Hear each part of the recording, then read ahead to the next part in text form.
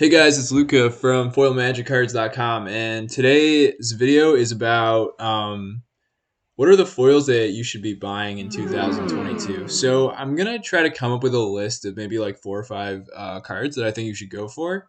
That and now is like the like very time sensitive. So like now is the time to get these cards. So I'm going to start off with this data here. You guys may have seen this in a different video, but basically what it shows you is the average supply of near mint foil rares for each set. So for example, in Mercadian Mass, foil the average amount of foil rare that you would see available will be 3.3, but in Urza's Legacy it's 7.5. So the idea is like Mercadian Mass may be close to like twice as rare. A Mercadian Mass rare might be like twice as difficult to find as an Urza's Legacy rare. Okay, that was a mouthful. But so the basic idea of, and I've talked about this in another video, maybe I'll put that video in the description, but the basic idea is I think there's 3 sets that now is like the time that's most opportune to buy these sets. And those sets are all from the same block. It's Mercadian Mass block. So Mercadian Mass, Nemesis, and Prophecy are 3 sets that I think are the best sets to go after right now when it comes to old border foils. So we've got to narrow down from there, right? But that's going to be kind of our starting point. So how do I like to narrow down? I like to go after rares, right? Because it's difficult to predict what's going to happen with a common and uncommon. Maybe people are going to end up opening packs in the future, or maybe some store has got a huge warehouse of just prophecy common foils laying around, right? It's a lot less likely to have major supply shocks in either direction when you're dealing with rares because of the limited supply. So I always like to go after rares, maybe uncommons, maybe commons, but I like to start with rares. So let's narrow down even more. So starting from that block, let's go into just the rares from that block. Okay, what am I going to do next? And also I wanted to show this stuff too. So just so you guys know, like that my money is going where my mouth is or whatever. Like this is the stuff that I've been buying lately. So Belb's Portal. So this is a foil rare from Nemesis, foil rare from Nemesis. This one's from Urza's, but the rest I think are from that block. So McGee the Lion from Prophecy, Predator Flagship from Nemesis, Rebel Informer from Prophecy, Mercadian Mass, Prophecy, right? So this is what I've been doing for the business, foilmagiccards.com. So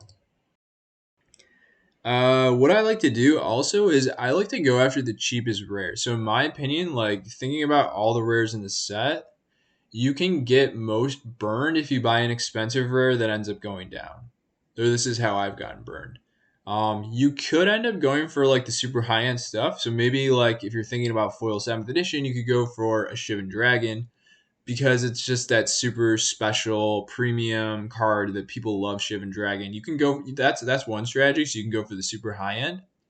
I like to go for the super low end because I basically think that there's kind of like a floor that keeps creeping up, and that's coming from the set collectors. Or yeah, it's basically the set collectors, right? So you've got a lot of people, and it's like a growing number of people. And if you go on these Facebook groups or if you talk to individuals, you'll find there's lots of people that are trying to put together foil sets of all these old sets for the old border foils. And so the set collectors need all the rares evenly. Doesn't matter if it's the coolest rare in the set, if it's the Shivan Dragon or it's the horrible crap rare, right? So that's kind of my strategy. I go after these really low, like the low hanging fruit, because I think in the long run there's going to be probably close to similar demand between the high end and the low end, just based on the fact that I expect there to be a lot of set collectors in the future, less collectors that are specific going after like specific cards, and less people that are using these cards in decks as well. I think like kind of how nowadays it's like completely unreasonable to use a Black Lotus in a deck because it's so expensive. I think the same thing's gonna happen with these cards. Like it's gonna be kind of unreasonable to use these in decks. So basically, yeah, I think like a set collector will be what creates a lot of the value. So let's take a look at MTG Goldfish. I think it's a decent place if you want to kind of look for the cheapest cards in a set. So let's look at Mercadian Masks.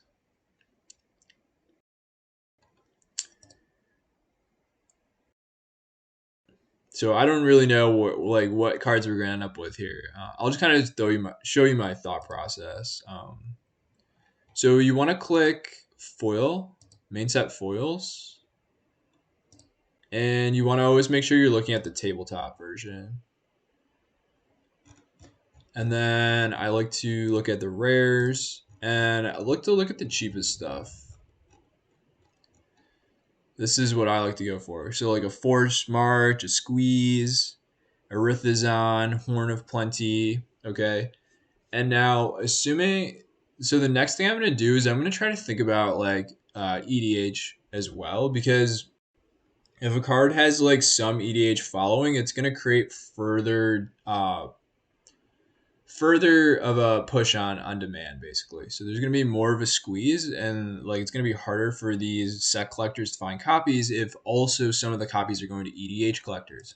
So what I like to do is I like to look at edhrec.com, and let's just start looking at some of these cards and see what kind of numbers we see. So Forced March in 281 decks, so it's basically not in any decks, and I don't think Squeeze is going to be in anything.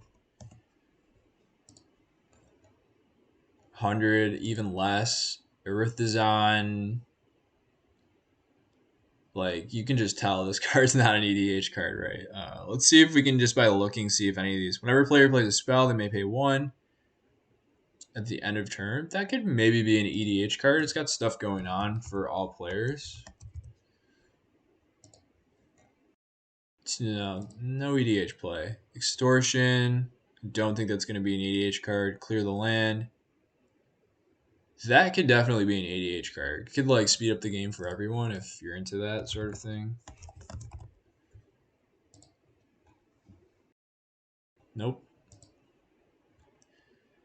Rappling Scouts, definitely not an EDH card, not an EDH card. Okay, Cowardice, that could be an EDH card, potentially. So in EDH, like any effect that's okay. So here it's about 5 or 6 times more common than some of the other cards. And the reason why I thought it might be an EDH card is because it says whenever. So any kind of effect that's a whenever effect is more likely to be good in EDH because of the scale of an EDH game. You have more chances for these kind of like exponential cards to trigger more. So let's take a look at Cowardice actually.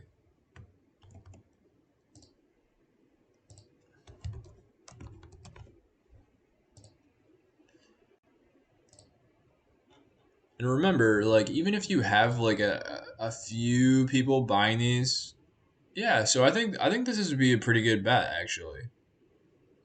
For for 20, for so anywhere from 23 to like 28 to 39. And as you can see, like it's super hard to find these things, right? Like and you also have to hope that they're actually near mint, which is a whole other topic I'll go into another video. Okay, so that's one card, Cowardice. Let's look for more stuff. That's not going to be Shuffle a card. That's kind of a very interesting card, Rishinen Pawn Shop. Let's see.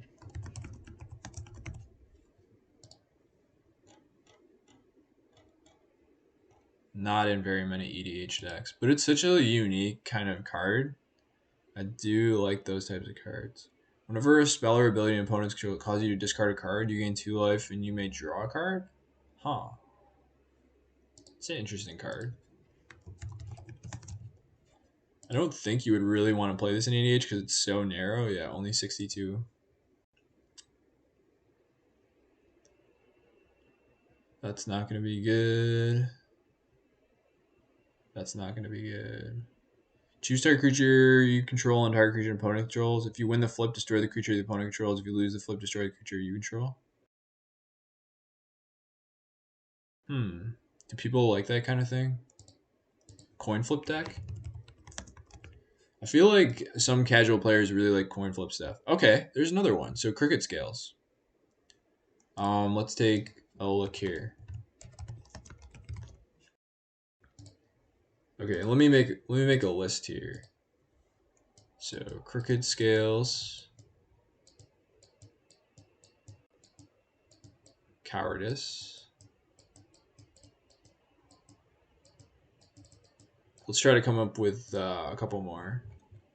So if you wanted to buy this in your mint, yeah, it's still, I think these are very reasonable prices. Like $20, 20, $25. I think honestly, I think these are gonna go like closer to 100 in a year from now. But famous last words. I could be wrong, but you can also like usually when you see how there's just not much available, like you can see how easily it could jump up, basically. But okay, that's another one. Let's try the other sets. So let's take a look at Nemesis.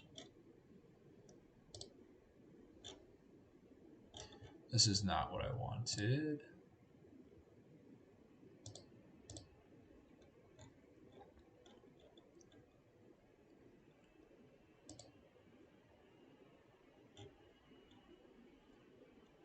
So the Nemesis cards are getting really hard to find and expensive. So we'll see how this goes. But again, you always want to do the foils and tabletop. And I like to look for rares, and I like to start at the bottom. So let's see if any of these may potentially be. I mean, you could maybe play this in EDH. It's like it kills everything type thing. I don't think so. Definitely not an EDH card.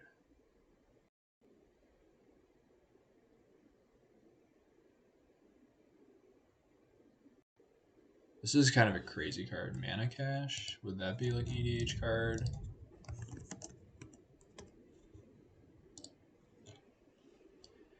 Yeah, okay, Mana Cache. Let's do that one.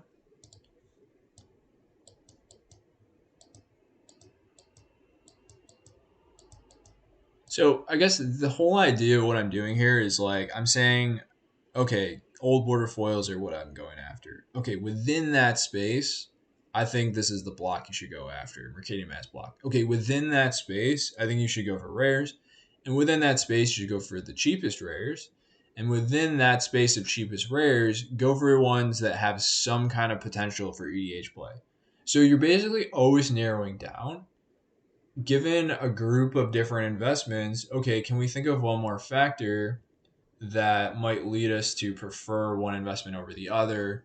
And also like kind of what's going on in this whole calculation is that the market's not properly pricing this stuff, right? So you have to assume, and I don't think the market is. I think the magic market is so like niche and weird that things are not really like always accurately priced, right? That's kind of Death Pit Offering is kind of a cool one. Let's see. Do people like that? No. I mean, I could see myself wanting to play this in EDH. Like all your creatures get +2/+2. Um, I don't think people want that. Put a fade counter. I don't know about that.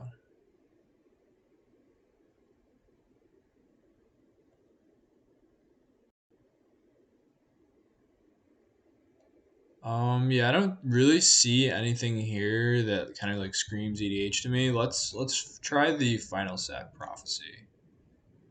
Um, Actually, I wonder if I can just put prophecy here and see what happens.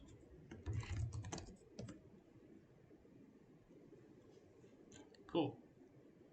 I got the foils. I got everything I wanted. Okay. Rare. Searing Wind. I don't think you'd want to play that in EDH.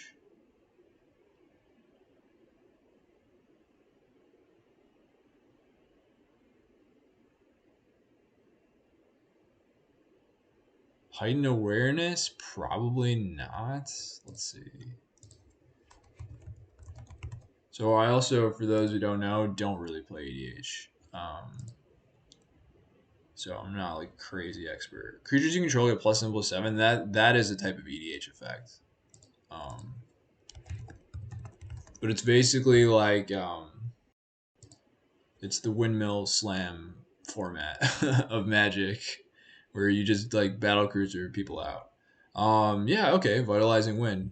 Let's add that to the list.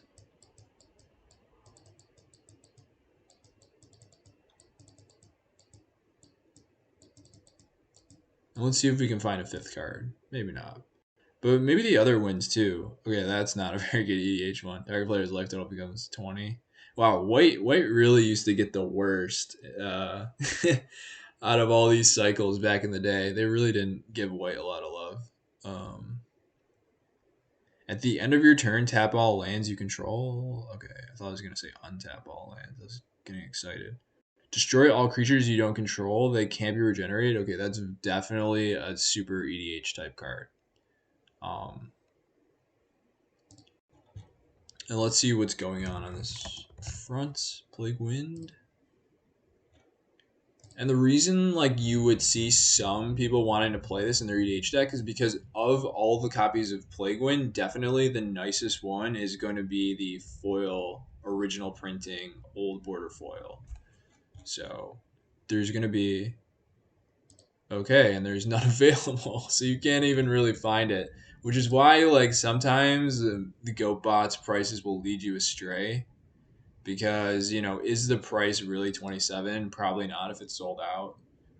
Which is why we do collect our own data and we have different ways to make that public to you guys. Not really sure how we're going to do it, but that is why we collect our own data because this can be kind of misleading at times. So, anyways, Plague Wind. So these are the 5 cards: Crooked Scales, Cowardice, Mana Cache, Vitalizing Wind, and Plague Wind. Basically, the idea here is they're kind of like the crap rares of these old sets. They're not getting a lot of love right now, but they also have some kind of niche EDH playability, which could also give them kind of a boost moving forward. So these are some of the cards. If you can grab them at a good price, if there's not a good price, definitely don't grab these. But if you can get them anywhere between I'd say $20 to $40 each, that's probably reasonable. If it's more like $100 each, then it's too much, definitely. Yeah, so I hope you enjoyed this video. These are the top 5 cards to buy in 2022 in terms of old border foils. I hope you guys enjoyed this channel. I hope this channel is helpful, and I hope to see you guys in the next video.